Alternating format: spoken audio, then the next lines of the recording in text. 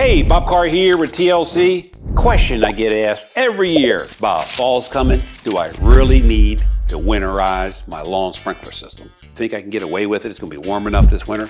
And my answer always is yes. You got a huge investment on your property and you don't want to take that chance that we're gonna have a mild winter. So when TLC winterizes your underground lawn sprinkler system, we start off with the basics. We make sure the water's turned off, and then we're going to introduce air into the system, so we make sure we get out everything above ground, all the water out of the backflow device, all the plumbing that's above ground, and then we turn on the lawn sprinkler controller, and then we introduce air to each zone. So each valve, all the piping, all the sprinkler heads, all the nozzles, everything is blown out. So there's no water left in the system, nothing left to freeze. If you need any help to get your lawn sprinkler system winterized, you have any questions, feel free, hit the link below. You can call the office. We'll be happy to help you out.